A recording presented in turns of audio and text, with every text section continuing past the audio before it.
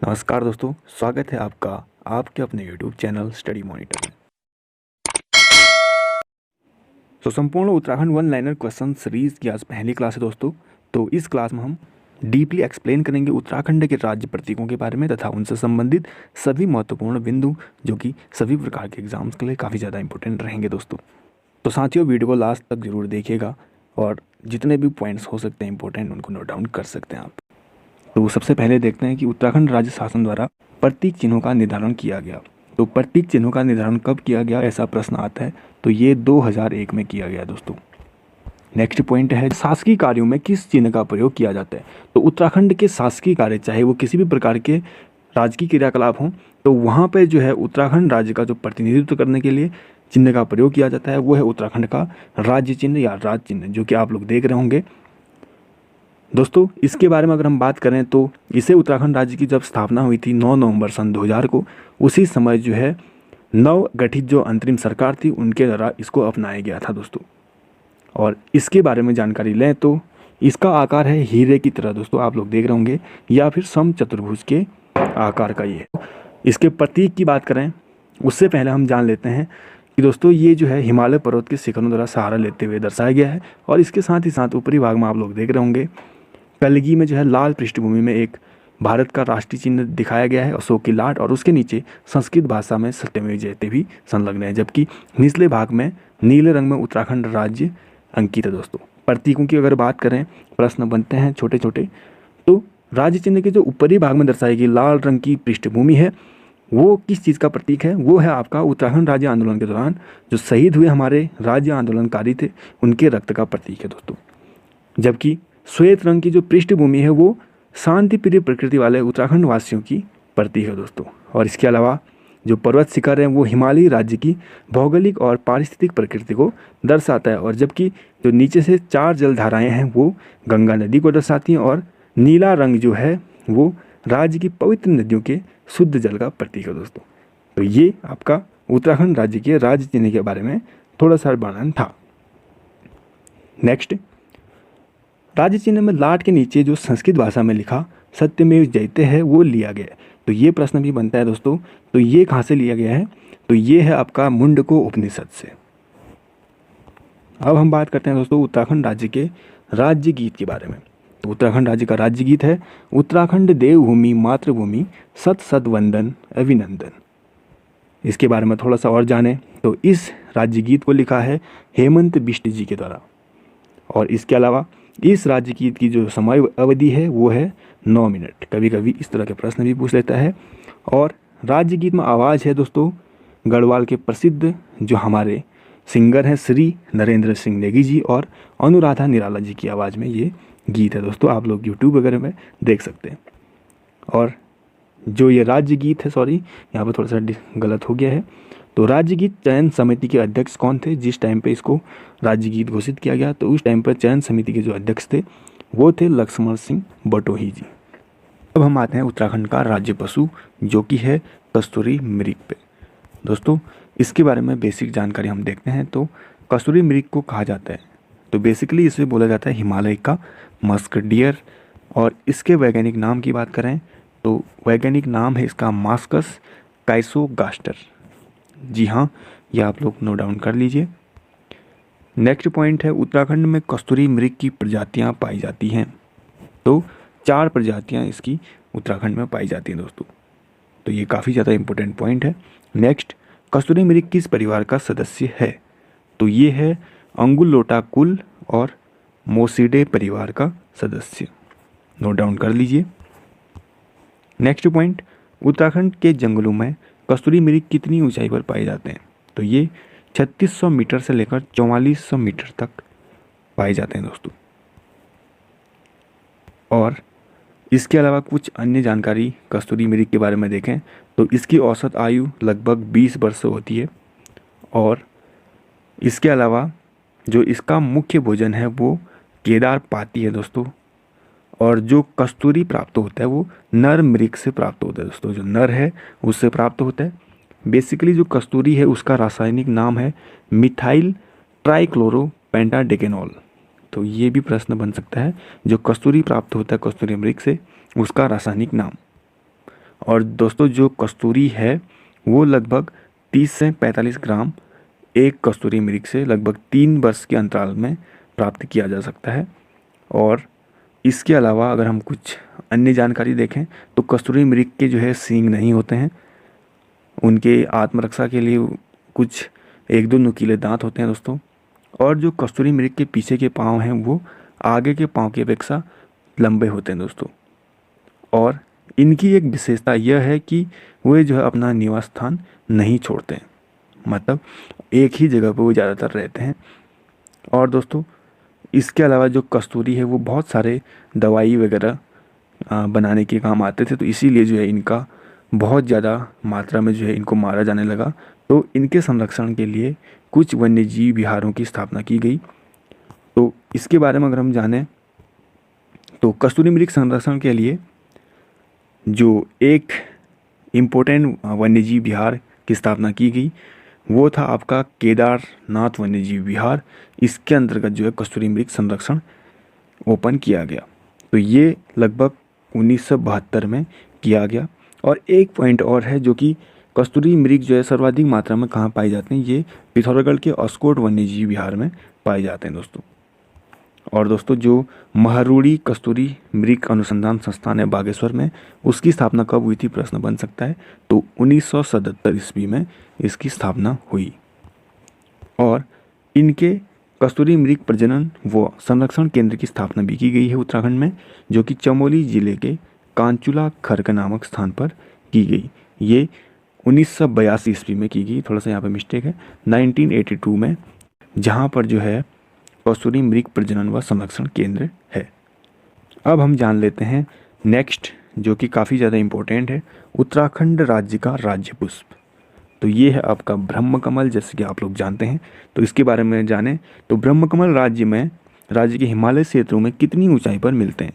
तो ये मिलते हैं दोस्तों 4800 से लेकर 6000 मीटर की ऊंचाई तक, काफ़ी ज़्यादा इम्पोर्टेंट है। इसके वैज्ञानिक नाम की बात करें तो सोसूरिया अबवेलेटा इसका वैज्ञानिक नाम है। और जो ब्रह्मकमल है इसका फूल किस कुल का पौधा है, इस तरह के प्रश्न भी बनते हैं। तो ये है आपका एस्टेरेसी कुल का पौधा। और दोस्तों बात करें उत्तराखंड में ब्रह्मकमल के कितने प्रजाति हैं, तो ये आपके 24 हैं। और विश्व में, पूरे विश्व में ब्रह्मकमल की कितनी प्रजाति हैं, तो 210। जी हाँ, ये 2 पॉइंट काफ़ी इंपॉर्टेंट है। पूरे विश्व में ब्रह्मकमल के 210 प्रजाति हैं और उत्तराखंड में 24 प्रजाति इसके पाए जाते हैं दोस्तों। और ब्रह्मकमल का जो स्थानीय नाम है वो कौल पद्म है दोस्तों, ये भी काफ़ी इम्पोर्टेंट है। और इसके अलावा नेक्स्ट पॉइंट, महाभारत के वन पर्व में ब्रह्मकमल को कहा गया है। तो महाभारत के वन पर्व में इसको कहा गया है सौगंधिक पुष्प।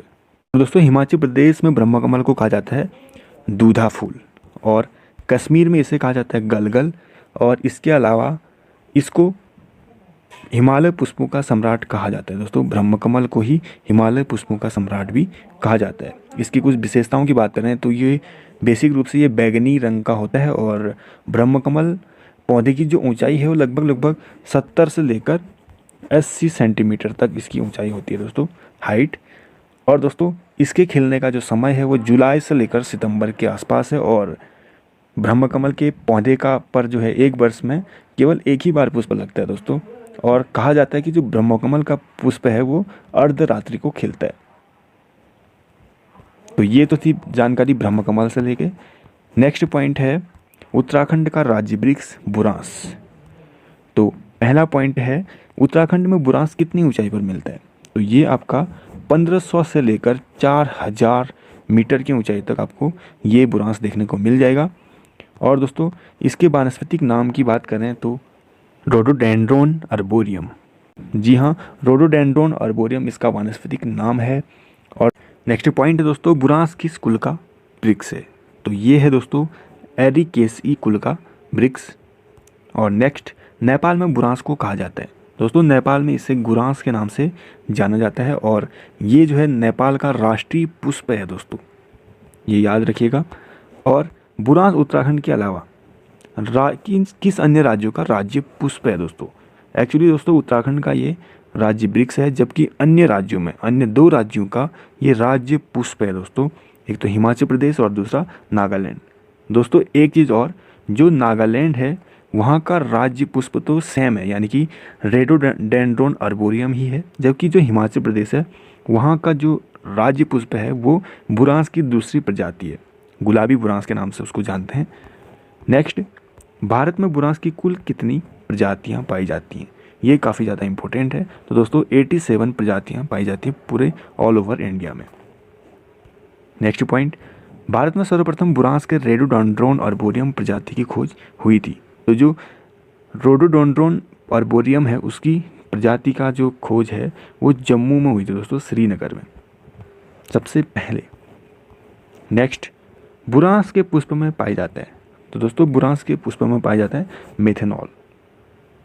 और दोस्तों जो डायबिटीज़ के लोग होते हैं उनके लिए ये काफ़ी ज़्यादा फायदेमंद होता है, इसीलिए बुरांस के पुष्पों का बहुत जगह पे जूस वगैरह भी बनाया जाता है, आप लोग जानते होंगे। नेक्स्ट पॉइंट, बुरांस वृक्ष को किस अधिनियम के तहत संरक्षित वृक्ष घोषित किया गया, काफ़ी ज़्यादा इंपॉर्टेंट है। तो वन अधिनियम 1974 के अंतर्गत इसे जो है संरक्षित वृक्ष घोषित किया गया दोस्तों। तो ये तो जानकारी थी बुरांस को लेके। अब जानते हैं उत्तराखंड का राज्य पक्षी जो कि है मोनाल। फर्स्ट पॉइंट, मोनाल को कहा जाता है हिमालय का मयूर। जी हाँ दोस्तों, इसको हिमालयन पिकॉक के नाम से भी जाना जाता है। नेक्स्ट, मोनाल का वैज्ञानिक नाम है, तो इसका साइंटिफिक नेम है दोस्तों लोफोफोरस इम्पीजेनस। याद रखिएगा और इसको नोट डाउन कर सकते हैं, इस तरह के प्रश्न पूछे जा सकते हैं एग्जाम्स में। नेक्स्ट, उत्तराखंड में मोनाल की प्रजातियां पाई जाती हैं, तो उत्तराखंड में 4 प्रजातियां पाई जाती हैं दोस्तों मोनाल की। नेक्स्ट पॉइंट, मोनाल को स्थानीय भाषा में कहा जाता है, तो मोनाल को मन्याल या फिर मुनाल के नाम से जाना जाता है स्थानीय भाषा में। और जबकि अन्य जो राज्य हैं वहाँ पर मोनाल को, जैसे कि कश्मीर की बात करें तो वहाँ पर सुनाल के नाम से जाना जाता है। हिमाचल प्रदेश में इसे नीले गुरु बोला जाता है और सिक्किम में इसको चामदोंग कहते हैं दोस्तों। तो ये आप लोग याद रख सकते हैं। नेक्स्ट, मोनाल परिवार से संबंधित पक्षी है, तो दफिया एक पक्षी है जो कि मोनाल परिवार से ही संबंधित है दोस्तों।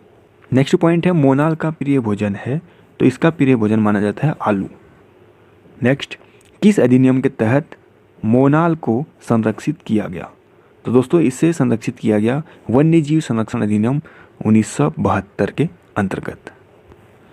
नेक्स्ट, उत्तराखंड में सर्वाधिक मात्रा में मोनाल पाए जाते हैं, दोस्तों सबसे ज़्यादा मात्रा में केदार घाटी में उत्तराखंड में पाए जाते हैं दोस्तों मोनाल। नेक्स्ट, राज्य की वन्य जीव संरक्षण बोर्ड द्वारा पहली बार मोनाल की गणना की गई थी, तो सबसे पहले इनकी गणना की गई थी सन 2008 में। और दोस्तों उस टाइम पे मोनालों की संख्या थी 919। तो अब जानते हैं उत्तराखंड के जो राज्य तितली है उसके बारे में। तो ये है आपका कॉमन पिकॉक, जैसे कि आप लोग जानते होंगे। तो कॉमन पिकॉक का वैज्ञानिक नाम है, तो ये है आपका पैफिलियो बाइनार, ये इसका वैज्ञानिक नाम है। नेक्स्ट, जो कॉमन पिकॉक है या फिर लोग मोर के नाम से भी इसको जाना जाता है, राज्य का राज्य तितली घोषित किया गया। तो इसे राज्य तितली कब घोषित किया गया था, 7 नवंबर 2016 को। दोस्तों 7 नवंबर 2016 को इसको राज्य तितली के रूप में घोषित किया गया है। नेक्स्ट, कॉमन पिकॉक हिमालयी क्षेत्रों में कितनी ऊंचाई पर मिलते हैं, तो दोस्तों ये लगभग 7000 फीट की ऊंचाई पर ये तितली मिलते हैं दोस्तों। और कॉमन पिकॉक को भारत की सबसे सुंदर तितली का खिताब किसने दिया था, तो ये लिम्बा बुक में दिया गया था 1996 में जो छपी है बुक, लिम्बा बुक इसका नाम है दोस्तों। इसमें जो है इसे सबसे सुंदर तितली माना गया है। नेक्स्ट, कॉमन पिकॉक का जीवन काल होता है, तो इसका जीवन काल होता है दोस्तों 30 से लेकर 35 दिन, मात्र 30 से 35 दिन इसका जीवन काल है। नेक्स्ट है दोस्तों उत्तराखंड का राज्य वाद्य यंत्र, तो ये है ढोल दोस्तों। इसके बारे में जाने तो ढोल को राज्य वाद्य यंत्र घोषित किया गया, तो इसे घोषित किया गया था दोस्तों सन 2015 में। इसके बारे में थोड़ा सा और डिटेल में देखें तो उस समय के जो तत्कालीन मुख्यमंत्री हरीश रावत जी थे, उन्होंने जो है 2015 में ढोल को राज्य वाद्य यंत्र घोषित किया था। और नेक्स्ट पॉइंट है किस कमेटी की सिफारिश पर इसे राज्य वाद्य यंत्र घोषित किया गया। सॉरी यहाँ पर थोड़ा सा मिस्टेक है, राज्य वाद्य यंत्र घोषित किया गया। तो ये भंडारी कमेटी के सिफारिश पर इसे यानी ढोल को राज्य वाद्य यंत्र घोषित किया गया था 2015 में। नेक्स्ट, राज्य में एकमात्र ढोल सागर के ज्ञाता हैं। तो जो ढोल सागर के ज्ञाता माने जाते हैं राज्य में वो हैं आपके उत्तम दास जी। तो ये प्रश्न भी पूछा जा सकता है। नेक्स्ट, उत्तराखंड का राज्य खेल है। तो उत्तराखंड का राज्य खेल आप लोग जानते होंगे, फुटबॉल जो है उत्तराखंड का राज्य खेल है और फुटबॉल को राज्य खेल घोषित किया गया 2011 में। तो ये प्रश्न बन सकता है। नेक्स्ट, उत्तराखंड राज्य की राजभाषा है। तो हिंदी यहाँ की राजभाषा है, जबकि उत्तराखंड की जो द्वितीय राजभाषा है वो संस्कृत है।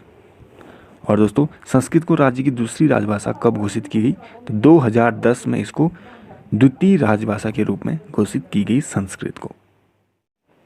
थैंक यू सो मच दोस्तों वीडियो को लास्ट तक देखने के लिए। अगर आपको ये वीडियो थोड़ी सी भी इंफॉर्मेटिव लगी तो लाइक और कमेंट करके ज़रूर बताएं।